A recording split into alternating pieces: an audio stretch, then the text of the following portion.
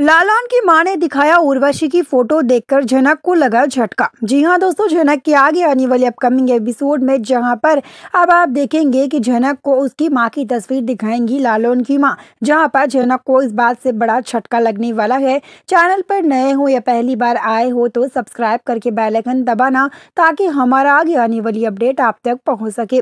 दोस्तों, अब आप देखेंगे कि जहाँ पर झनक की तबीयत बिल्कुल ठीक हो जाती है तो वही हॉस्पिटल में यानी कि मिलने लालौन की मां और अप्पू लालौन आते हैं झनक से मिलने के लिए मुंबई, जहां पर अब लालौन की मां साथ में यानी कि तस्वीर ले आती है झनक की मां की, जहां पर झनक को दिखाकर कहने लगती है कि ये मेरी दोस्त है उर्वशी। साल पहले इसकी मौत हुई थी, लेकिन ये कहाँ पर है।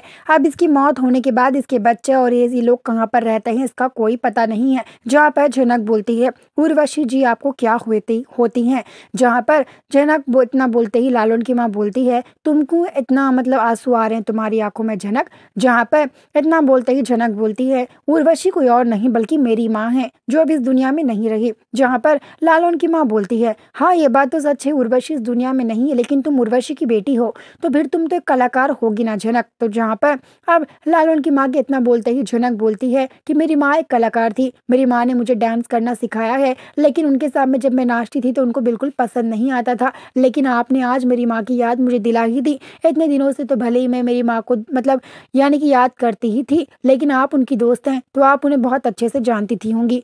आप बताइए ना कि उनका क्या सपना था, वो क्या कहती थी अपनी बेटी के बारे में, बताइए तो सही। जहाँ पर लालौन की माँ बोलती है कि वो चाहती थी उनकी बेटी बहुत बड़ी डांसर बने और उनकी बेटी बहुत बड़ी कलाकार बने, वो बस इतना ही चाहती थी। लेकिन वो उनकी बेटी को यानी कि वो उसकी बेटी को कभी बोलती तो नहीं थी लेकिन हर चीज़ पे मना करती थी। जहाँ पर झनक बोलती है कि आपने बिल्कुल सही बोला, आप तो अपनी दोस्त को बहुत अच्छे से जानती थी होंगी ना। जहाँ पर अब झनक के इतना बोलते ही लालौन की माँ भी बोलने लगती है जब तुम पैदा नहीं हुई थी तब उर्वशी हमारे पास बस्ती में आती थी और यहीं पर बस्ती में रहती थी, लेकिन कुछ ऐसा हुआ जिसके बाद उर्वशी को बस्ती से चले जाना पड़ा। पता नहीं वो कहाँ पर रह रही थी, लेकिन इतना मुझे पता चला कि वो अब इस दुनिया में नहीं रही। फिर मुझे बहुत बुरा लगा क्योंकि जब कोई इंसान हमारे साथ अच्छे पल गुजार कर चला जाता है तो वो इंसान के लिए हमें बहुत बुरा लगता है। जहाँ पर इस बात पर झनक बोलती है कि आपने बिल्कुल सही कहा, मेरी माँ बहुत अच्छी थी, उन पर इतने इल्जाम लगे थे कि वो खुद मजबूर होकर खुदकुशी कर चुकी है।